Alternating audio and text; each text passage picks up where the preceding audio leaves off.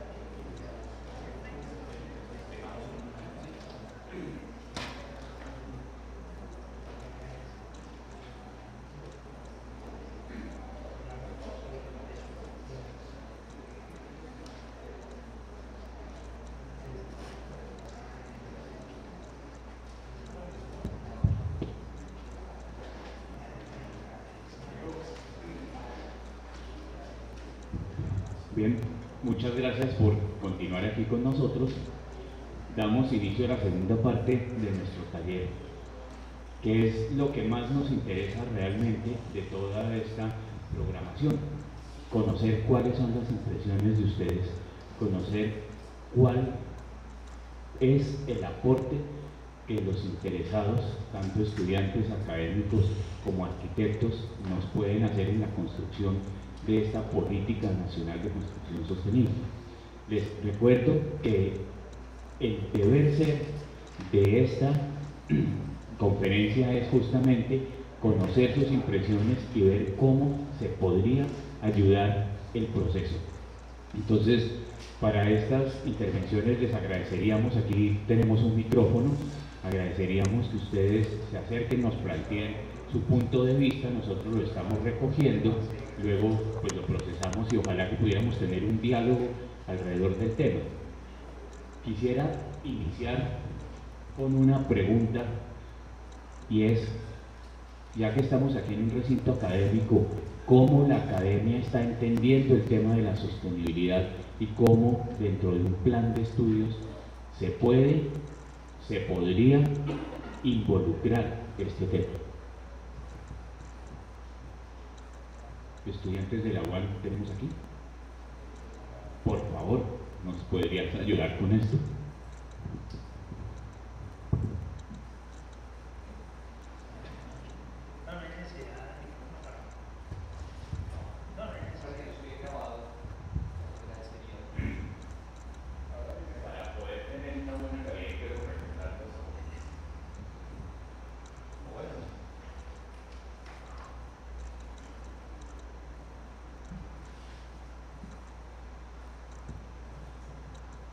Yo cuando tomé la decisión de hacer otra carrera,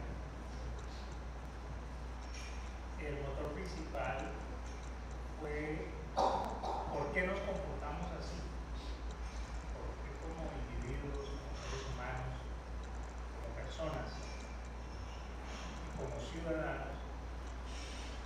especialmente aquí en Neiva tenemos ese comportamiento atípico, especialmente con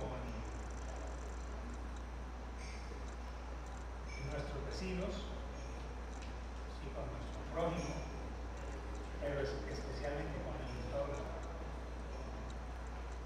¿Sí? Quizás ahora veo con más claridad a partir de la formación que he recibido, porque ya estoy próximo a terminar mi periodo académico.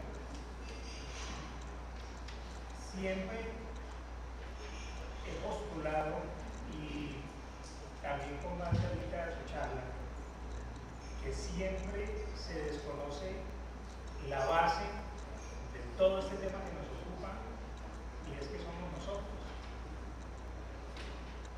Entonces, esa motivación de querer saber o querer tener un conocimiento propio y del entorno me ha llevado a formular, partiendo desde el taller 7, que es vivienda social. Ahorita hablaba con el arquitecto Medina, tocábamos el tema que guarda mucha relación con lo que usted ha presentado en su exposición, pero fundamentalmente es con base a todo este ejercicio académico, siempre se deja como el último, o pienso yo que se aísla más bien, se produce una fractura, es cómo se puede lograr mediante la arquitectura, por medio de la arquitectura, con un lenguaje no complicado, pero es un lenguaje más sencillo, que haya un saldo pedagógico. O sea, que nos enseñen que el espacio público, sin hacer la diferencia de la puerta hacia adentro de casa y de la puerta hacia afuera, ¿sí?, que ese entorno modifique y transforme la manera que tenemos de pensar y nos lleve a tomar unas acciones que nos sirvan para hacer una versión mejorada cada vez que hacemos uso de nuestro entorno. O sea, quizás planteando de que todos los días seamos no competentes, sino más competentes, ¿verdad? Y en el proyecto de grado que estoy trabajando, que es en el sur de Neiva, pienso que tiene que haber una transición, y dada que yo nunca le he encontrado esa calificación de países subdesarrollados o tercermundistas o pobres, más bien pienso que ya que se presenta toda esta coyuntura de que involucran la academia en los planes de desarrollo, ¿sí?, es valedero. ¿Por qué? Porque es que el conocimiento no puede seguir siendo de unos cuantos. Entre más haya difusión del conocimiento, no que haya más conocimiento, sino que haya más difusión del conocimiento y del saber, pues hombre, vamos a comprender más el tema de cómo podemos tener una convivencia a través de un lenguaje urbano que no nos lleve a ser sostenibles o sustentables. Yo pienso que eso no parte del hecho fundamental que es el ser humano, que es el ciudadano, porque el ciudadano es el producto inmediato de la ciudad. Yo llevo una práctica pedagógica continua, desde el simple hecho del saludo o de despedirse cuando uno llega o sale de un recinto, cuando se sube a un medio de transporte público. Por ejemplo, algo que me sorprendió mucho cuando llegué a la universidad por primera vez es la escasez de cordialidad que existe entre nosotros. No se saluda, nos pasan por el medio de un par de personas y nos dicen disculpe, con permiso. Entonces yo pienso, y eso lo estoy ajustando, y hoy he recibido una información muy valiosa que me complementa unos vacíos que había en el desarrollo de mi proyecto. Y es que debemos volver a actuar, a interactuar entre nosotros, porque la razón del ser humano Y eso es lo que lo hace mejor. Todas estas tecnologías que manejamos ahora, de una u otra forma, nos han mejorado la comunicación, pero han hecho que hablemos menos, que interactuemos menos, que tengamos ese roce que caracteriza la razón de ser del espacio público. Entonces la academia, al estar involucrada en estos procesos, hace de manera consciente que logremos articularnos y que logremos cohesionarnos mejor social,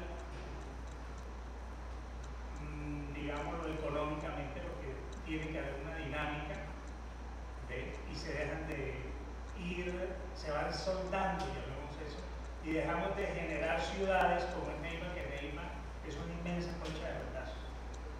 Está hecha por caprichos políticos, está hecho porque ahora que estamos trabajando en la Comuna 8, hemos visto que a todo el momento al pobre, entre comillas, que no existen los pobres, siempre es corriéndolo, y fuera de eso negándole hasta lo más básico, lo que hablaba usted ahorita de cuántos árboles, y negándole seguro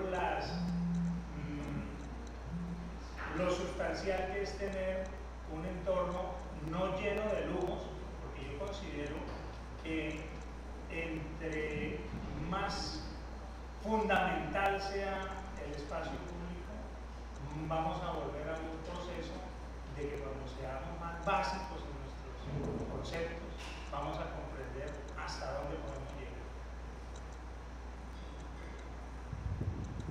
Sin embargo,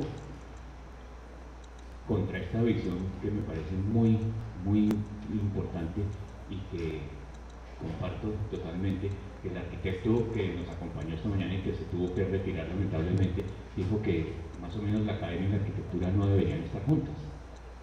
¿Es esa una reflexión válida? ¿Es válida la reflexión que él nos dejó? Nos dijo que la arquitectura era mucha academia. No, no es válido. Que la arquitectura y la academia tienen que estar separadas. Eso fue lo que nos planteó más o menos. Nos dijo que la arquitectura en la academia es una, pero que afuera la realidad es otra. Pues si lo vemos en esencia, sí. Yo he participado de muchos procesos. Como empresario he participado de negocios, digámoslo así. Y uno llega a estos recintos y yo lo planteo como un cuento, ¿no? Sale uno como Alicia en el País de las Maravillas, todo es reto. Pero cuando llega uno al ejercicio real, la cuestión cambia drásticamente. Y más que todo cuando vemos que todo está amarrado con una situación, como sucede aquí en Neiva, que es de momento, es momentáneo, según el alcalde que esté, según su programa de gobierno, según el círculo de amigos que maneje, el momento del ciclo administrativo. Y mira, a mí me pareció algo muy simpático ayer y estaba la policía socializando lo de los cuadrantes en la Plaza Bandera del edificio de la Gobernación. Y me detuve un rato a observar si la comunidad se interesaba por conocer qué es lo que la policía está haciendo para mejorar la convivencia y la seguridad ciudadana. En una hora que estuve frente, viendo todo el proceso de socialización, que le llaman a estos eventos, se arrimaron 3 personas. O sea, aquello de la participación es nulo entre nosotros. Pero precisamente porque existen sentimientos y experiencias como la que narraba el arquitecto ahora. Encuentra uno demasiadas barreras, encuentra uno una serie de trámites que por lo general terminan agotando cualquier resistencia. Hablando con la arquitecta Santa María sobre el nuevo programa que tenemos ahora, que hay algo que yo admiro de lo que está sucediendo ahora con la universidad, que es haciendo que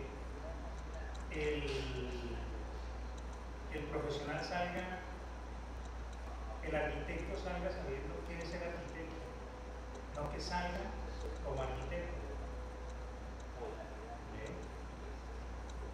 Yo digo que todo es cuestión desde el prisma con el que se vea, ¿verdad? Y que yo pienso que habrá más compañeros que tendrán opiniones diferentes a la mía y seguro lo ven de una manera como estén planteados sus programas de vida, ¿no? Sus objetivos. ¿Sí?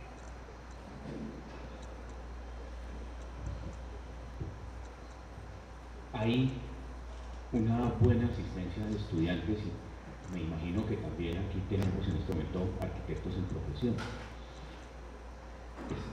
¿Cómo nosotros los arquitectos podemos aplicar toda esta teoría que hemos recogido en la academia a ese deber ser y a esa necesidad que tenemos hoy?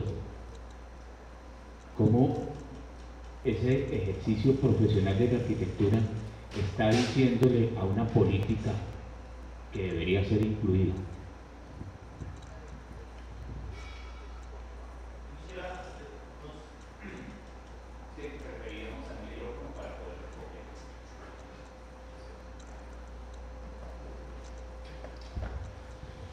Muy buenos días.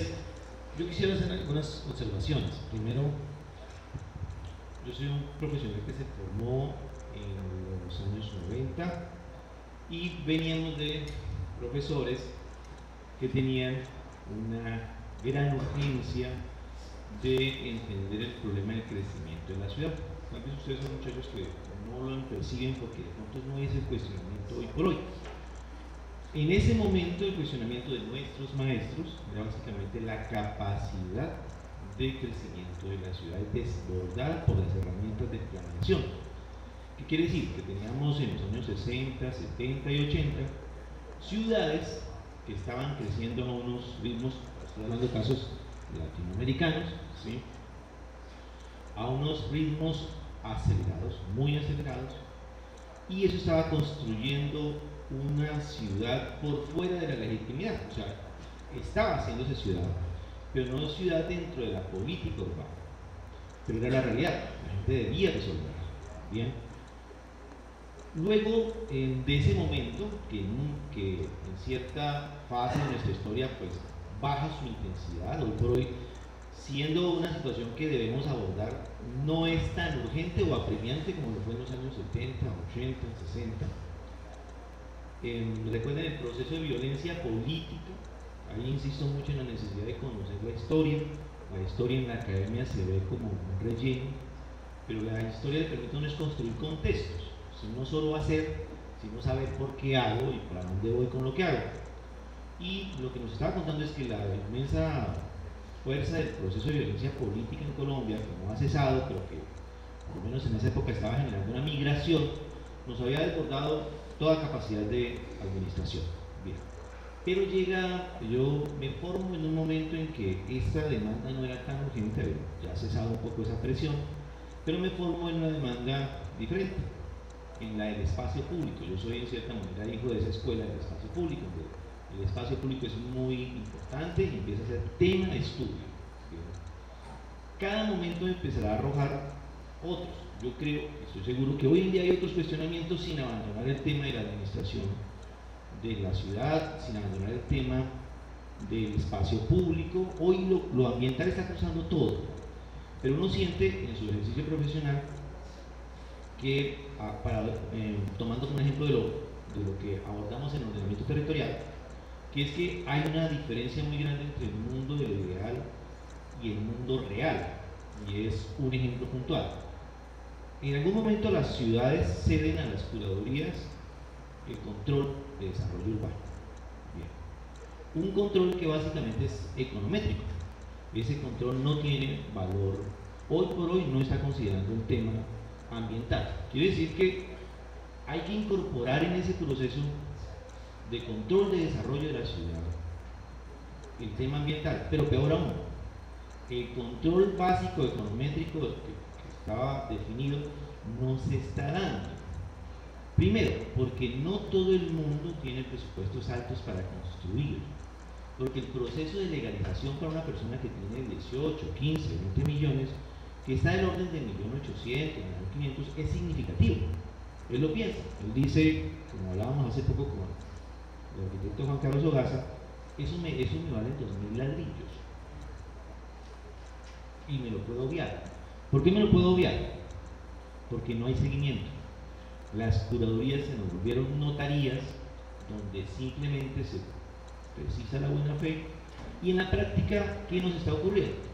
El arquitecto está usándose para que dibuje lo que se necesita ser aprobado, pero en la práctica esa ciudad, que no es hecha por el gran constructor, pero que también impacta ambiental, económicamente, está haciéndose como necesita el cliente dentro de sus preferencias económicas, y el arquitecto está básicamente dibujando y haciendo el trámite para que lo realice.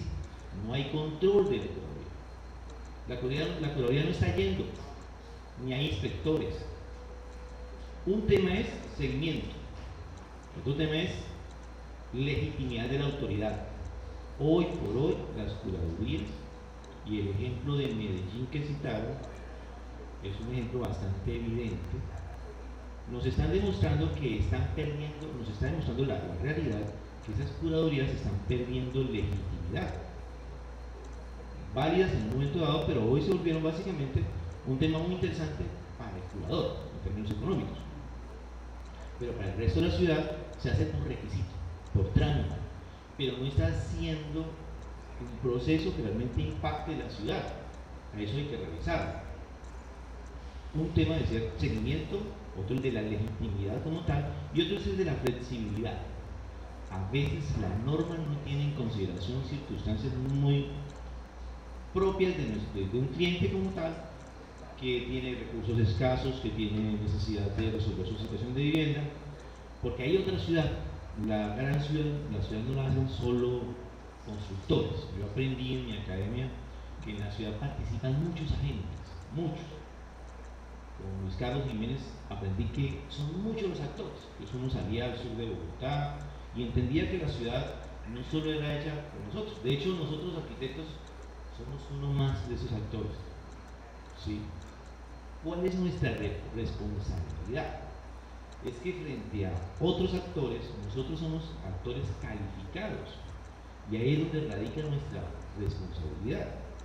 Yo no le voy a pedir a la señora que tiene un negocio, una cafetería, que tenga en mente todo el cuestionamiento urbano, el tema de lo ambiental, todo eso, porque ella tiene un mundo en el cual eso no está presente. Pero para mí como profesional, eso sí debe estar presente, porque yo soy cualificado. Como veíamos hace poco en el Foro Educativo Nacional, hoy no hay problema de información. Ustedes están, las nuevas generaciones, frente a un mundo donde hay ese exceso de información. Pero frente a ese exceso de información, necesitamos personas cada vez más cualificadas. Entonces, yo digo bueno, la academia es la que va a alimentar estos profesionales. Importantísimo que no sea una iniciativa, el tema que es muy importante, no sea una iniciativa puntual de una universidad, sino de todo el sector educativo, universitario y profesional, donde este elemento de análisis de la ciudad se incorpore, no como lo que hace generalmente la academia clásica, es materias importantes y materias que no lo son. Yo no creo. Yo creo que todo es importante. En una visión integral, todo afecta a todo. Y definitivamente uno dice, bueno, si seguimos con esa posición en la cual el mundo real está tan lejos del ideal, pues un día no vamos a tener ni siquiera un mundo posible. Básicamente lo que quería decir. Muchas gracias. Nos gustaría esa visión desde la arquitectura, poderla contratar con una visión desde la academia. La señora vicedecana nos podría contar qué está haciendo aquí la academia por el tema medioambiental, por favor. Bueno, en este momento, pues nuestros estudiantes saben que estamos implementando un nuevo plan de estudios donde va ligado 100% al tema de la investigación. Tenemos dos líneas de investigación Una es hábitat y la otra es ciudad, ambiente y territorio. Estas dos líneas de investigación nos enmarcan en que vamos de la mano, precisamente como citaba ahorita el arquitecto, en pensar en ciudad. Tenemos unas líneas de fundamentación y unas líneas de profundización. En la línea de fundamentación estamos haciendo primero, involucrar el diseño, manejar ese tipo de diseños, cómo son los diseños, pero partiendo de dónde, viviendo la ciudad. Ya lo estamos haciendo el proyecto único que teníamos implementado con el proyecto académico anterior, donde decíamos, hoy casita, siguiente semestre, otra casita más grande, otro semestre. ¿Qué necesitan esas casitas y las personas que tienen esas casitas? No, ahora ¿qué estamos haciendo? Estamos focalizando todo partiendo desde la ciudad. Lo que tú decías ahorita, que se vuelva una ciudad vivible, basados en qué, investigando, sintiendo, percibiendo, viviéndola 100%. Me gustaría también invitar ahorita a uno de mis alumnos para que hablara del ejercicio de lo que se está haciendo. ¿Cómo se está trabajando con el énfasis? Se están haciendo líneas de énfasis según las experticias que tienen pues, los profesionales que están dictando los diferentes materias que ahora las llamamos talleres de continuidad avanzada, donde tenemos alumnos de diferentes semestres involucrados en una misma materia, donde se complementan, se engranan con las materias teóricas, que se llaman ahora, las tenemos como teorías, historias y territorios. Desaparecen las materias que tú decías ahorita, que no son las materias importantes. No, aquí todas se vuelven importantes. Y todas son base, parte y son fundamentales en ese proceso de fundamentación. ¿Para qué? Para pasar a un proceso de profundización, que es donde el alumno, ya con todas estas bases y todo esto soportado, en todas sus asignaturas, pasa a hacer su proyecto de tesis. ¿Cómo es su proyecto? Su trabajo de tesis de grado. ¿Basado en qué? En esos énfasis que estudió, ¿no? Donde, por ejemplo, si al alumno se siente muy grato con el tema del énfasis en lo ambiental, perfecto, está su énfasis ambiental y va a salir como profesional arquitecto con énfasis en ambiente. ¿Le gusta el urbanismo? Perfecto, toma el tema del énfasis, sale como arquitecto con énfasis en urbanismo. ¿Le gusta el diseño? ¿Cómo sale?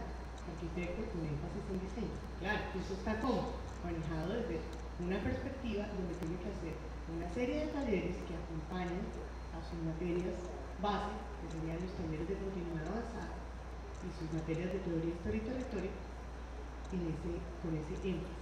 Se llaman así, que son electivas, son los énfasis dedicados a. Ahora bien, en sus trabajos de tesis de grado, ¿qué hacen? Profundizan todo esto que ya vieron. ¿Cómo lo vieron? ¿Qué hicieron?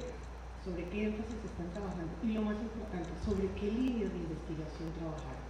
¿Y cómo están ligadas? Y esas líneas de investigación a su propuesta.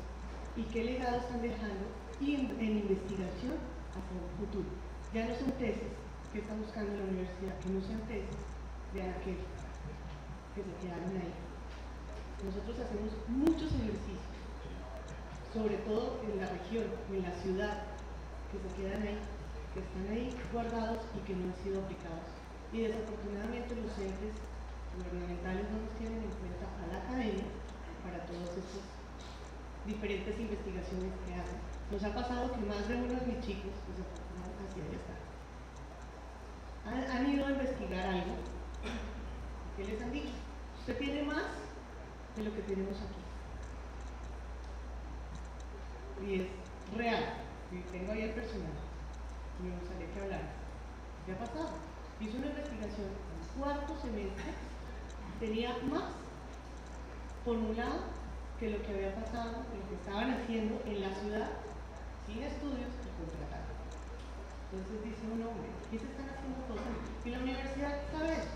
Y eso es lo que esta es nuestra misión. Por eso estamos buscando la excelencia académica y que nuestras tesis sean las mejores. Entonces, quiero invitar a Giovanna para que cuentes un poco el tema de lo ambiental que estamos trabajando. Que va a estar poco.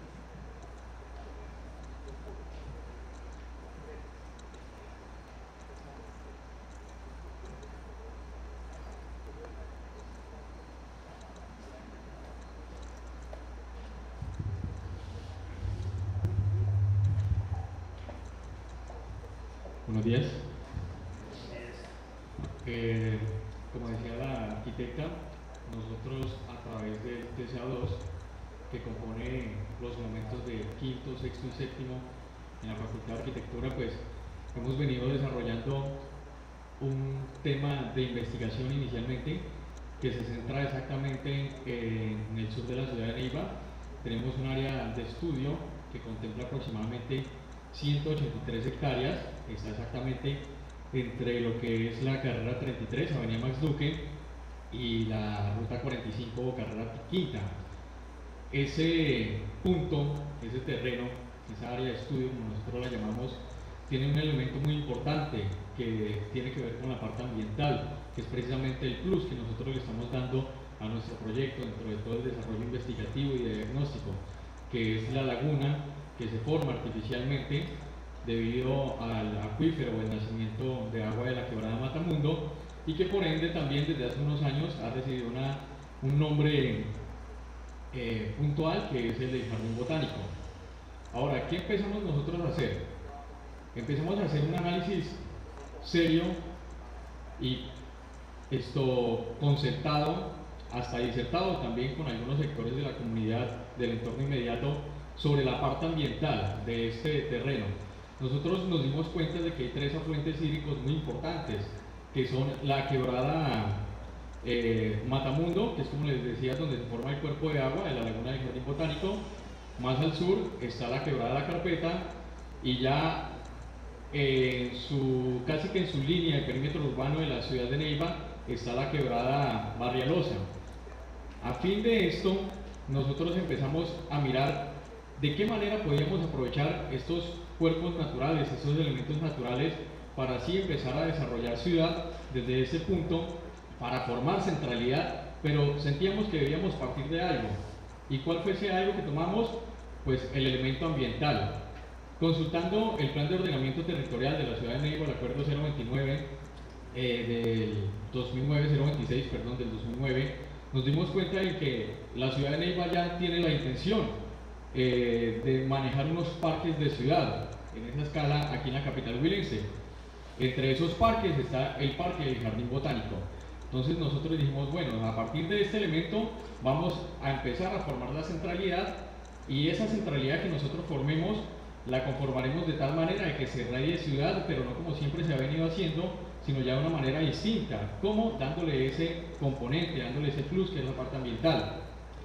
Hemos hecho una investigación en el punto de averiguar cuáles son de pronto los déficits, tanto en espacio público de la ciudad de Neiva, o los déficits en espacio verde de la capital del Huila, que incluso lo estamos consolidando, estamos todavía en ese desarrollo, y de otras ciudades. ¿Para qué? Para manejar unos indicadores que nos permitan a nosotros medir el impacto, medir la gestión que debemos realizar y, por supuesto, determinar a qué tipo de resultados vamos a llegar. En esos indicadores que hemos podido ir obteniendo a través de las consultas que realizamos, nos hemos dado cuenta, por ejemplo, de que a nivel de espacio público la ciudad solamente cuenta con un 2.9 metros cuadrados por habitante, cuando según la Organización Mundial de la Salud debe oscilar entre 10 y 13 metros cuadrados por habitante, y 16, perdón. Entonces vemos que hay un déficit bastante amplio. Ahora, esto certificado por la Dirección de Planeación de la Ciudad de Neiva, también con la intención del municipio de integrar tres parques de la ciudad en la capital huilense, se nos informó también de que esto nos podría llevar a tener un espacio público de metros cuadrados por habitante de 4,9. Pero nosotros, en vista de que esos espacios no están desarrollados ni se ven planes serios para desarrollarlos, para trabajarlos, no lo estamos integrando a los indicadores que se nos están enseñando. Pero sí estamos manejando lo nuestro, lo puntual, que es el área de estudio. Dentro de esas 183 hectáreas, por ejemplo, dentro del procedimiento que estamos haciendo, quisimos buscar cómo desarrollamos el parque de ciudad. Casualmente, arquitecto, hoy cuando usted hacía su exposición, que empezó a hablar de los árboles, nosotros estamos en ese ejercicio de determinar cuántos árboles existen en la ciudad de Neiva, cuántos por habitantes deberían ser y cuántos deben ser específicamente aquí en la capital huilense. Estamos en ese ejercicio. Por fortuna y su sustentación creo que nos ha dado un buen aporte a esa investigación que nosotros estamos desarrollando.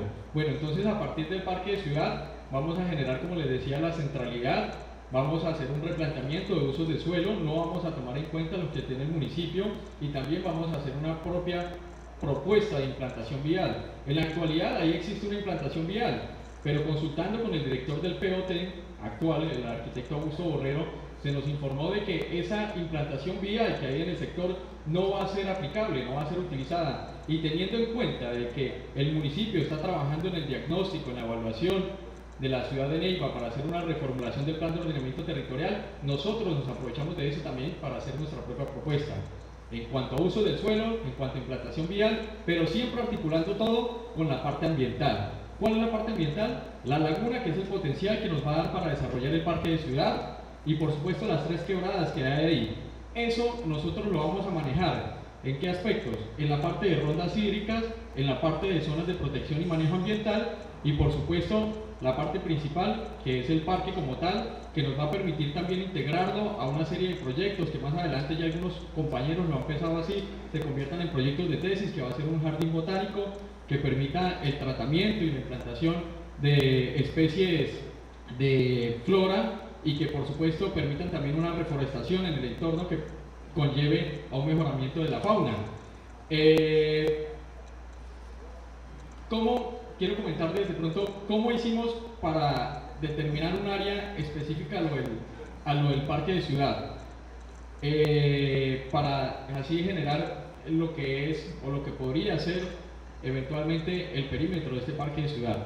El plan de ordenamiento territorial nos dice en la definición de parques de ciudad de que se debe manejar un área aproximadamente de 15 hectáreas y menor a 50 hectáreas, porque en el momento que un parque obtiene más de 50 hectáreas en su componente, pues ya pasa a otra escala, que es una escala regional. ¿Qué hicimos nosotros? Buscando no ser tan específicos con el tema de la normatividad, quisimos buscar la media estadística entre esos dos resultados, entre esos dos valores que se nos dan, y pues el resultado era 32.5 hectáreas.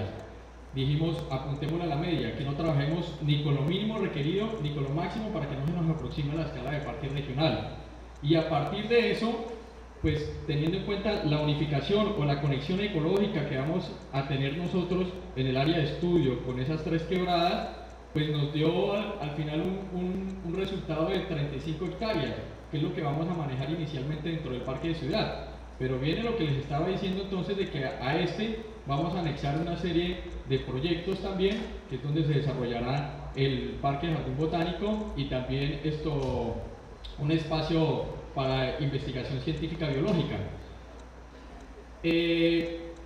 ¿Cómo vamos a integrar nosotros esto a la ciudad? Bueno, listo, ahí es donde de pronto entra la normatividad. Desde luego aunque es un ejercicio académico, queremos también basarnos un poco en aspectos reales, en normatividad que aplique directamente a la ciudad. Es ahí donde consultamos el plan de ordenamiento territorial, nos fuimos al artículo 50 que habla sobre rondas hídricas.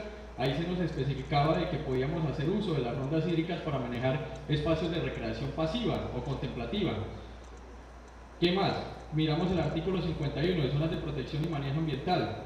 Este nos permite desarrollar espacios de recreación distintos a los de las rondas, que nos llevarían a tratar unos parques lineales que puntualmente nos articularían, nos conectarían con otros puntos de la ciudad a través de los mismos recorridos de la cuenca de sus rondas y zonas de protección hacia el resto de la ciudad, irradiándola. Y lo otro que miramos es el componente del artículo 121, en donde teníamos en cuenta aspectos de cerramiento y de espacio público. ¿Cómo lo haríamos? Con unos perfiles viales de pronto considerables, no tanto en el tratamiento que le daríamos a las calzadas vehiculares, sino manejando unas áreas verdes más amigables para la ciudadanía, unos separadores generosos que permitan la implementación de líneas verdes que se marquen dentro de cada uno de estos perfiles en su sección longitudinal y también en sus costados, para que así las personas puedan hacer mejor uso de los espacios públicos que se implementarían dentro de la ciudad.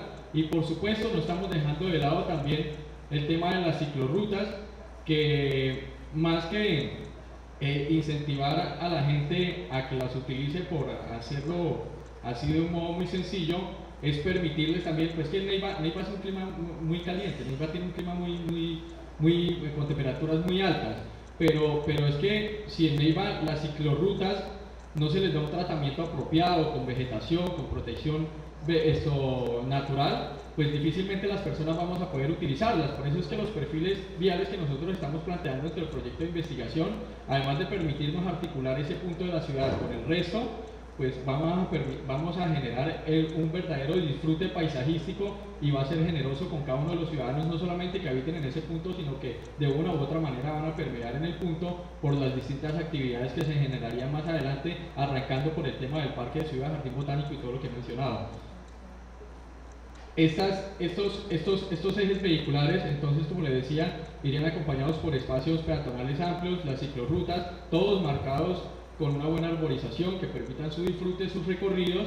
Irían acompañados también por una serie de espacios de permanencia con elementos que permitan generar este tipo de comportamientos, como son bancas, luminarias, cestas de basura, para generar conciencia, pedagogía, lo que decía Jesús hace un momento, dentro de la población. Y por supuesto también generar la conectividad ecológica del área de estudio hacia el resto de la ciudad, conectándonos a otros proyectos que en la actualidad está manejando el municipio de Neiva, y a proyectos que están manifestados dentro del plan de desarrollo o que están manifestados dentro del plan de ordenamiento territorial. De esta manera nosotros lograríamos entonces generar la articulación, la estructuración del área de estudio con el resto de la ciudad. Pero muy importante entonces que arrancamos de un parque de ciudad. ¿Para qué? Para generar centralidad, y de esta manera no hacerlo similar a como se ha desarrollado en años anteriores, sino dándole el plus ambiental, que es a través de las fuentes hídricas, las quebradas que están ahí, los senderos verdes, haciendo un aprovechamiento adecuado de las rondas hídricas, de la ZPMA, y todo lo que tiene que ver con los elementos de articulación y estructuración de un punto hacia el resto de la ciudad en cuanto al punto urbanístico. Pues interesante. Mira, sobre eso quisiera hacerles dos observaciones. Sigues, por favor, aquí para tu observación, y sobre todo que el micrófono nos permita recogerlo. Mientras tanto, les digo dos cosas fundamentales. Pues tú estás planteando, sí, que el POT parece no recoger ciertos elementos. El ordenamiento de París, que no es cualquier pueblito, París, no lo hace la Oficina de Planeación de París, lo hace la Universidad de Versalles a través de la Escuela de Urbanismo, que es la Escuela de Pont y Chaussée de la Universidad de Versalles. Ellos son los que hacen el ordenamiento urbano de París. Entonces sí se amarra perfectamente esa academia con esa realidad que nos están planteando. El otro punto que te quería comentar sobre el tema de los árboles: tengo un muy buen amigo que está haciendo su tesis doctoral consistente en la valoración económica de la sombra de los árboles en 3 diferentes climas. Entonces, la sombra en Tunja no vale nada, pero en Neiva vale una fortuna. Entonces, es un trabajo interesante que se está teniendo. Y una observación que haría cuando tú estás hablando de ese tema, de ese plus ambiental, pues yo no pensaría que es un plus. Es que Neiva tiene que tenerlo, porque si no, no funciona. Si nosotros lo seguimos viendo como un plus, nunca dejará de ser un plus. Y cuando se hace un presupuesto, pues el plus no juega porque es que no cabe en el presupuesto. Es que eso tiene que ser una necesidad. Yo lo sé perfectamente como persona que no vive en Neiva, pues camine al mediodía en Neiva. Eso no es un plus, es una necesidad. Por favor.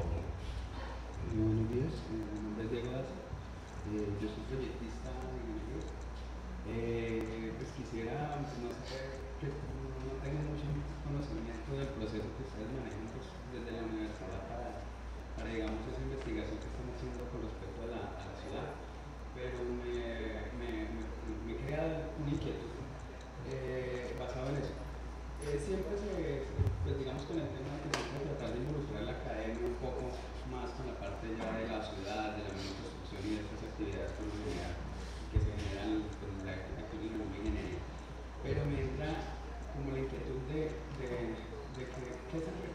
se pretende al hacer el estudio, pero en realidad sí hay las oportunidades para el desarrollo de esos estudios, porque es que siempre se habla de que en la academia, de que yo he estudiado en varias partes y siempre se declara proyectos, investigación, que vamos acá, que vamos allá.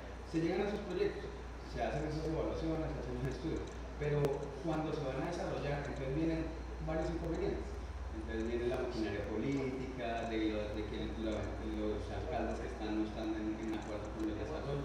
Entonces, no hay como ese empalme de que siempre se haga algo desde la academia para generarlo al bien público, sino siempre van a tener esos frenos, que van a ser los costos, que cuáles van a ser, digamos, ellos siempre ven como el impacto en el momento, pero no ven los beneficios a largo plazo. Entonces yo digo que, digamos, me creo esa inquietud de que en realidad lo que uno debe buscar es como un poco más implementar eso de lo que sale de la academia, de que se involucre. Uno ve las grandes naciones, los grandes centros de investigación y las universidades en Estados Unidos o en Alemania o en Inglaterra, ellas son las que desarrollan los grandes proyectos. Las grandes investigaciones son las que desarrollan mejores centros de investigación, mejores cosas, porque el Estado involucra lo que desarrollan las universidades en el desarrollo del mismo Estado y de las mismas cosas.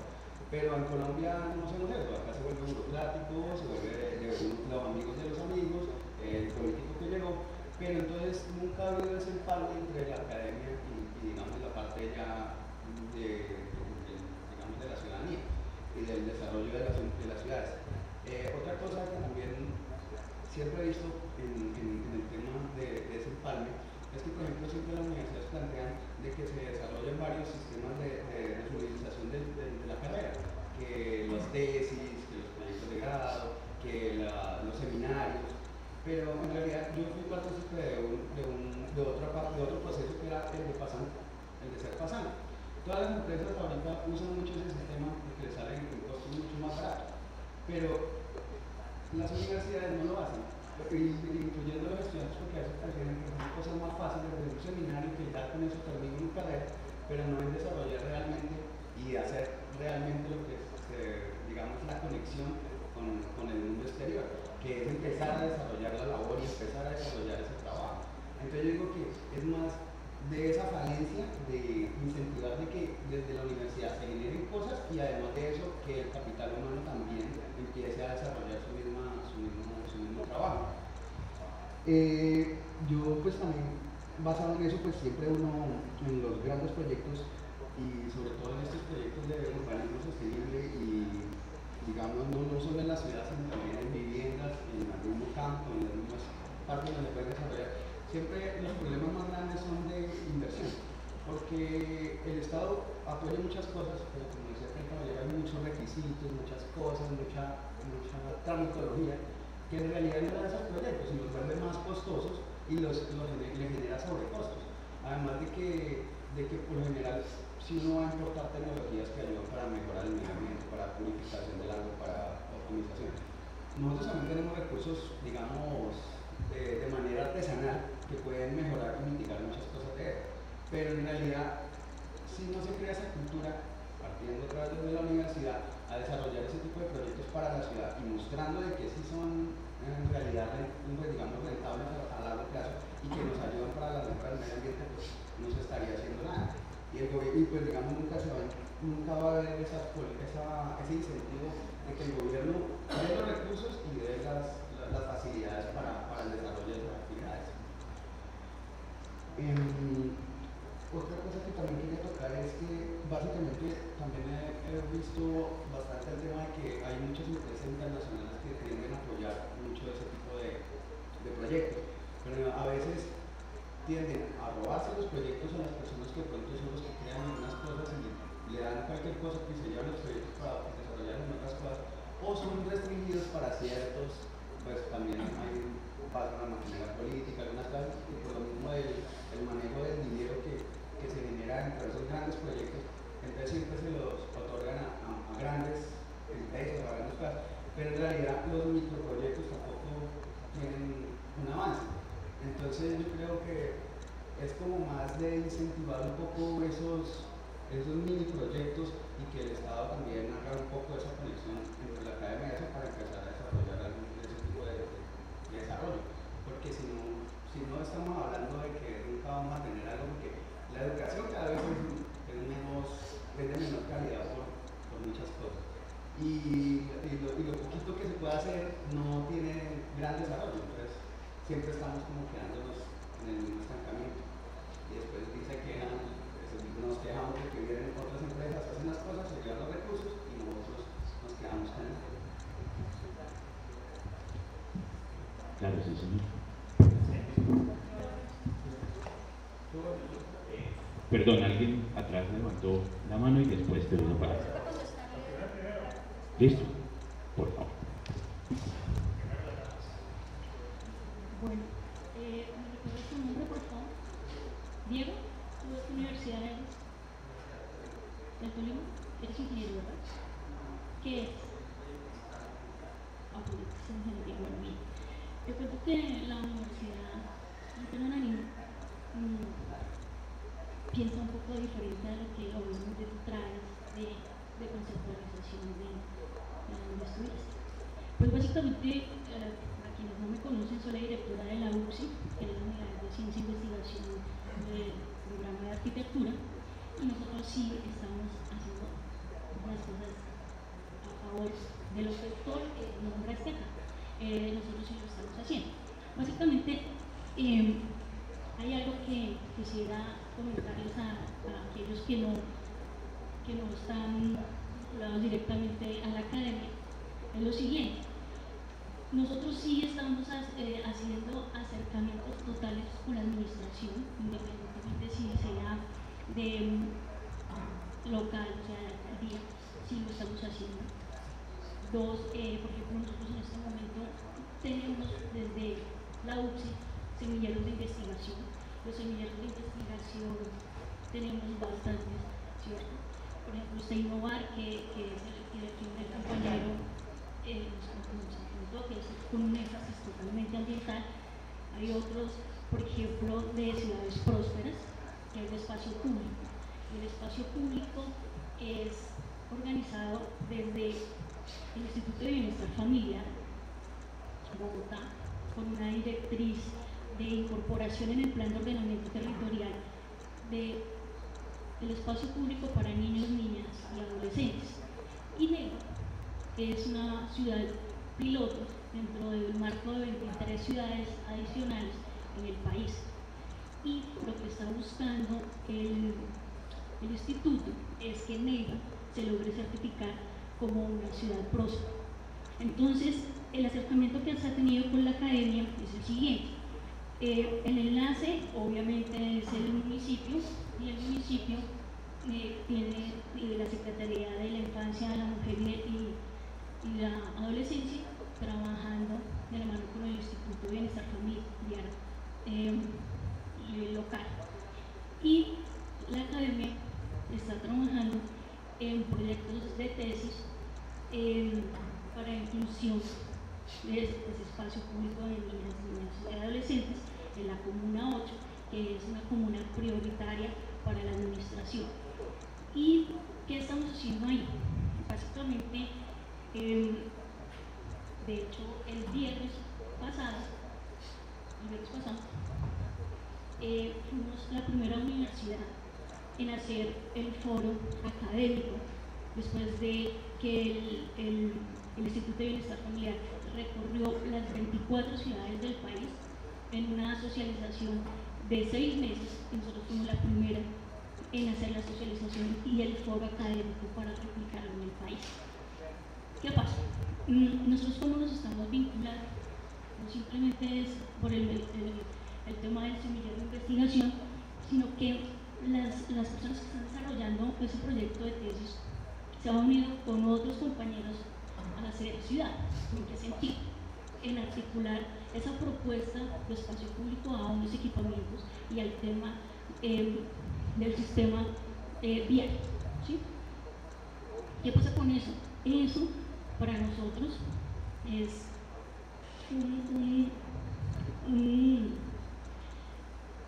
es el tema, digamos, de poder mostrar que la academia está interesada en el trabajo territorial. 2, Neiva quiere ser proyecto piloto en las otras ciudades a donde la Universidad Antonio Nariño tiene presencia con la facultad y el programa de arquitectura. ¿Eso qué quiere decir? Nosotros tenemos las 23 ciudades que ellos están manejando y nosotros tenemos alrededor de 7 sedes. Esa es nuestra apuesta como universidad, de trabajar en 7 ciudades donde coincide, digamos, el tema y se articula con el Instituto de Bienestar Familiar, y donde la academia, no solo NEVA, sea quien dinamice, socialice y trabaje con la comunidad para desarrollar el proyecto para inclusión, y que esas ciudades puedan tener la certificación también de ciudades prósperas, porque es que eso viene de política internacional de la ONU, ¿cierto? Y del Plan Nacional de Desarrollo.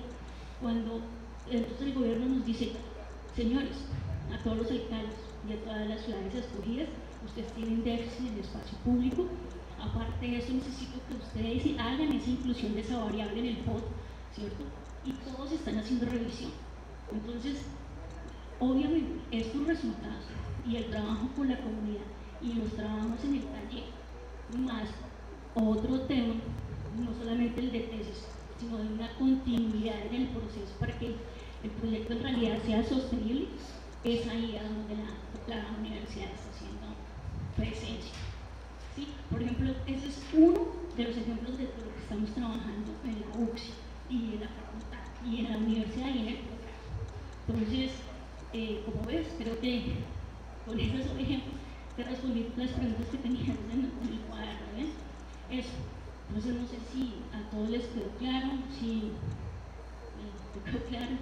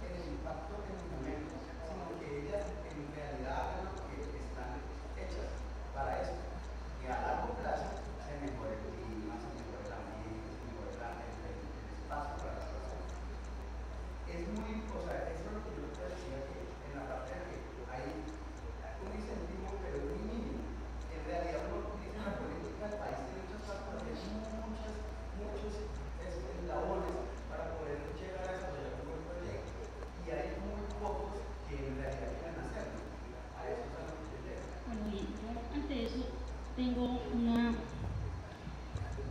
digamos de alguna manera, una disparidad. En fin, ¿qué es lo que pasa? Por eso estamos formando personas íntegras y con una ética profesional. De ahí partimos, ¿ves? Ahora bien, ¿qué pasa?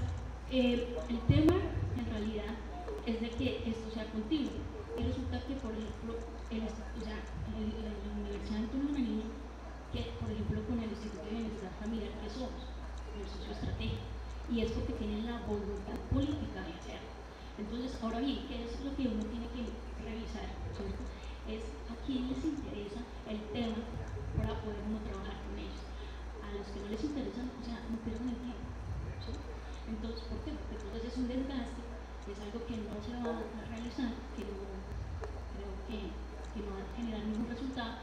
Entonces, quién es en realidad el que sí puede trabajar uno en conjunto con el que uno puede contar. Eso es como que uno en realidad lo que hace y sale a trabajar, es más, con los mismos compañeros, aquí hacemos eso. Oiga, como lo hacen ustedes entre sí, ustedes se van a dar cuenta quién sirve para trabajar en equipo y quién no.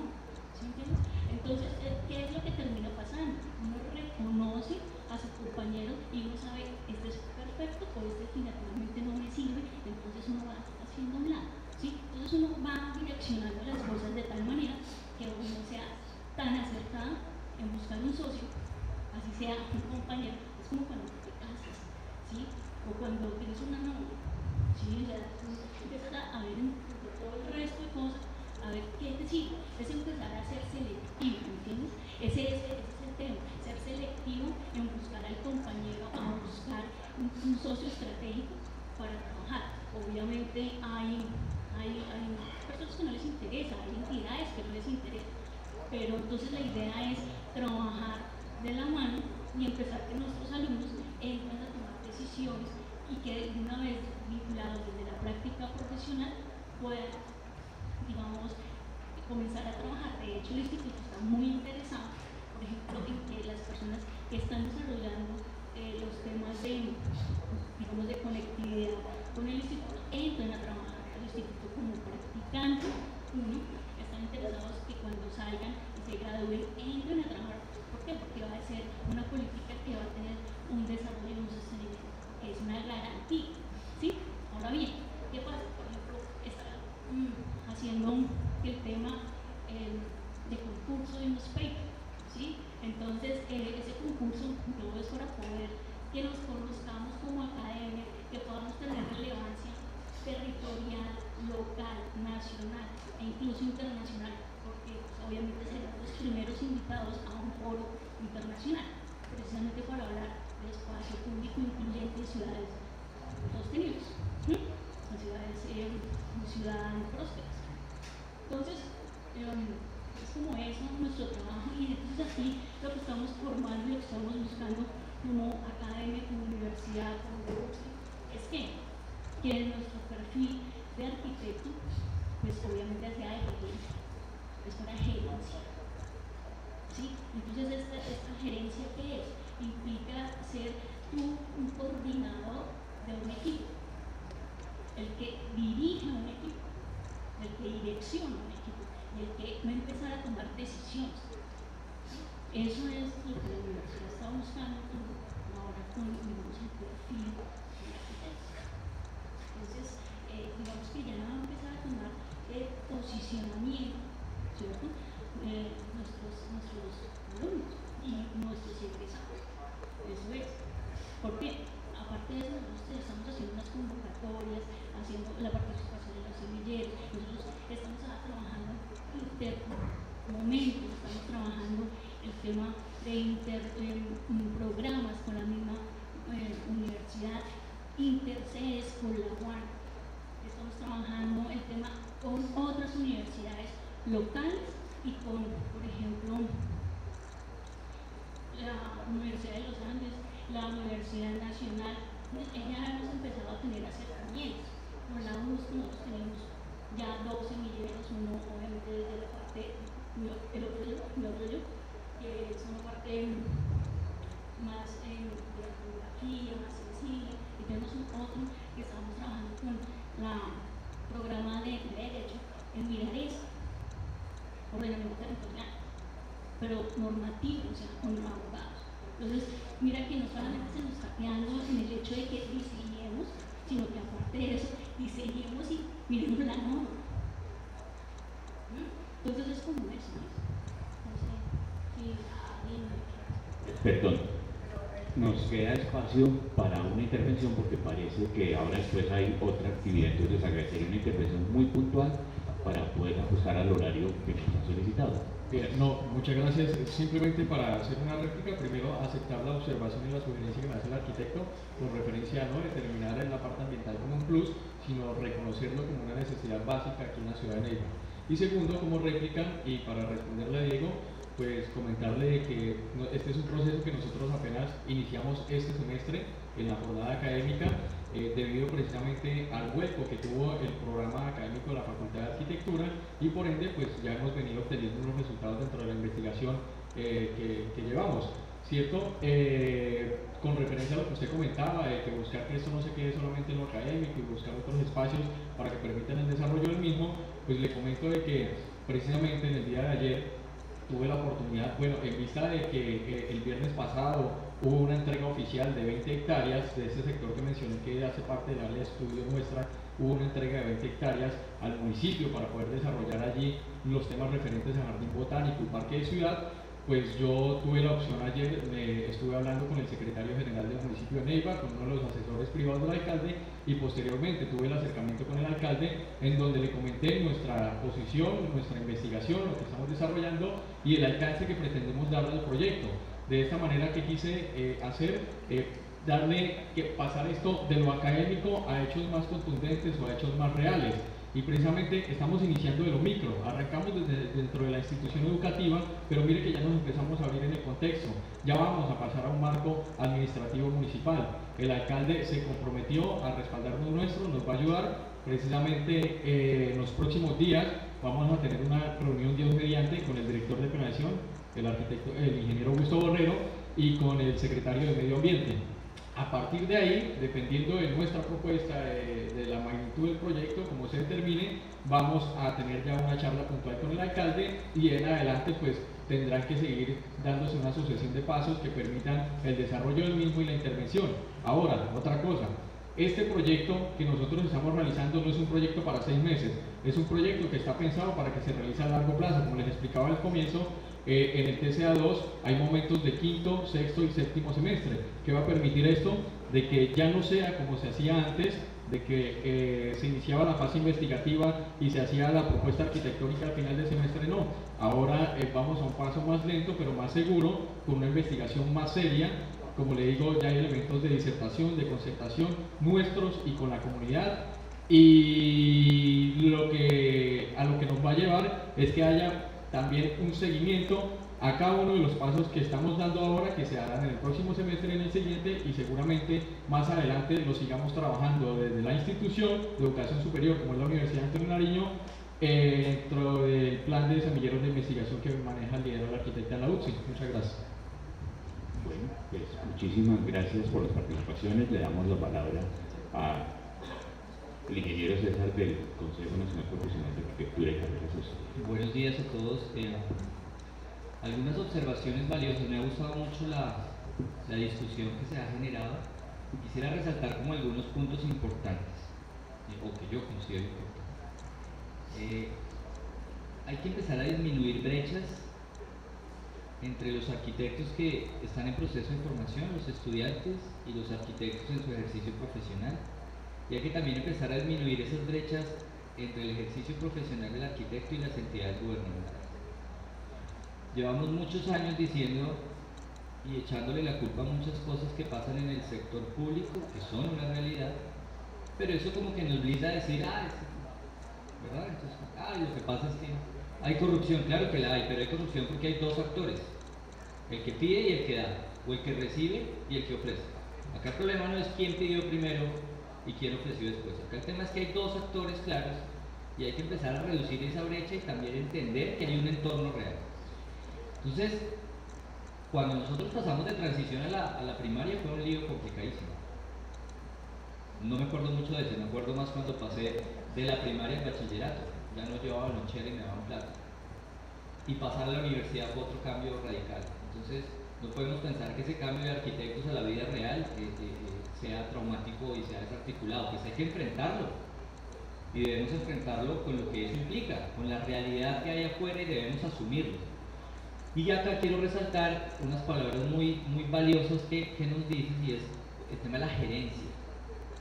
Aquí también desprenderse del tema es que yo soy arquitecto, pero es que yo no soy abogado, entonces a mí la normatividad no, es que la normatividad implica el ejercicio profesional.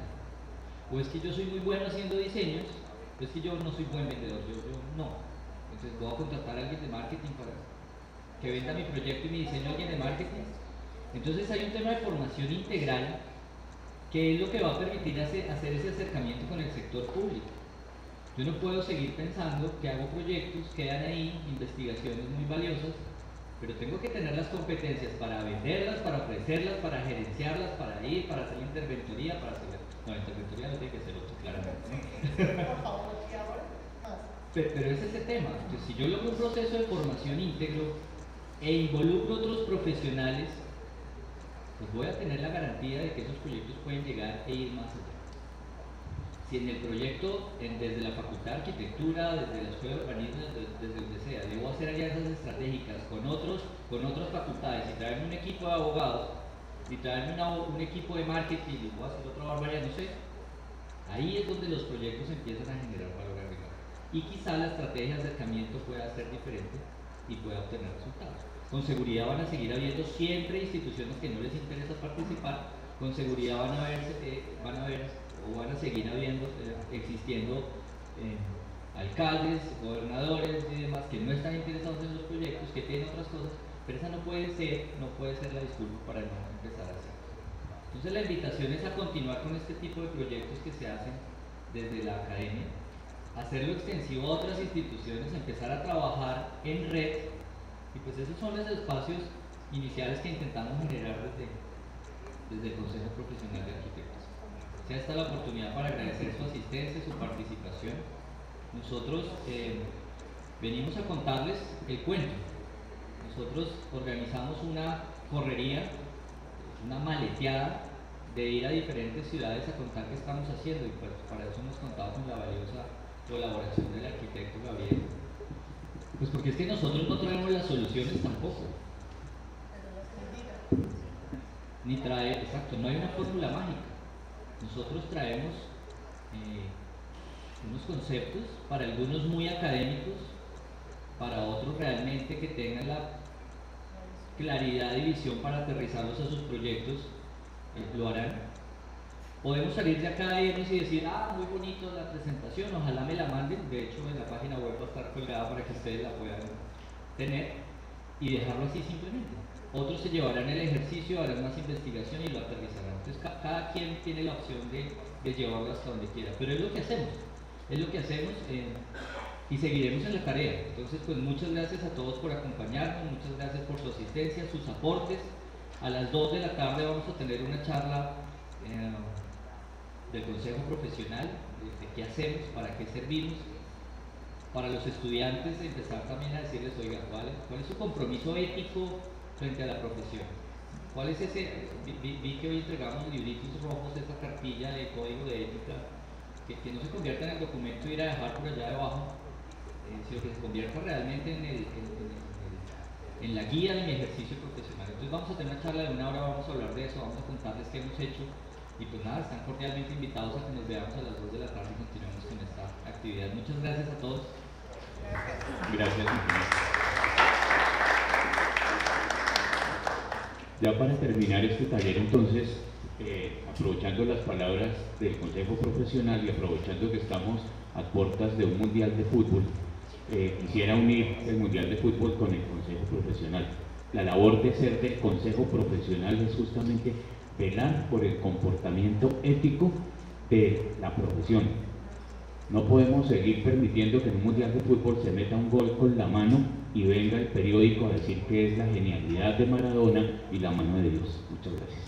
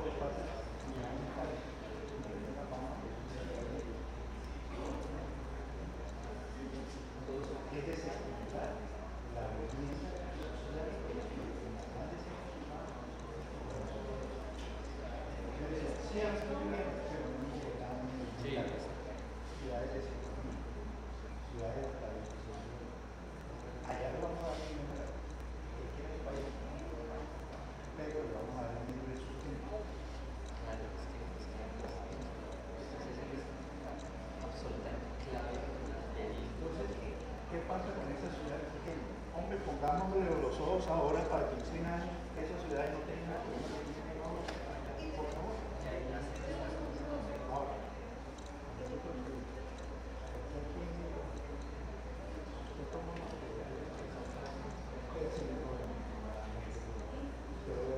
apenas nos vamos a hacer eso. Desaparece la y eso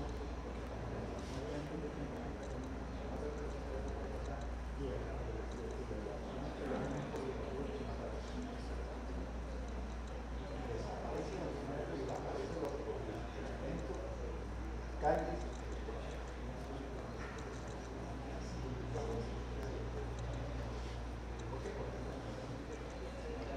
¿Por qué no nos vamos?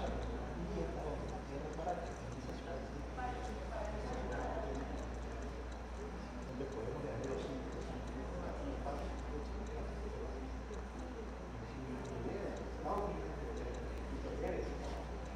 y desestimular la vivienda social.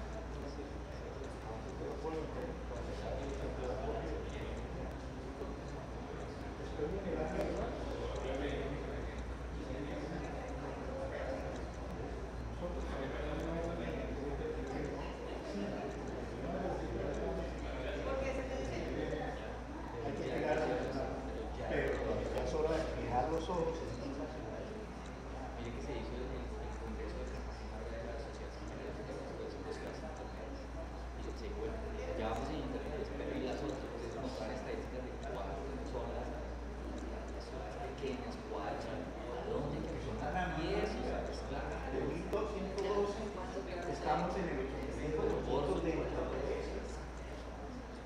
solo el 15% son ciudades grandes, intermedias y grandes, y tiene 5 años. Estamos enfocando. ¿Ripa qué piensa la grandeza?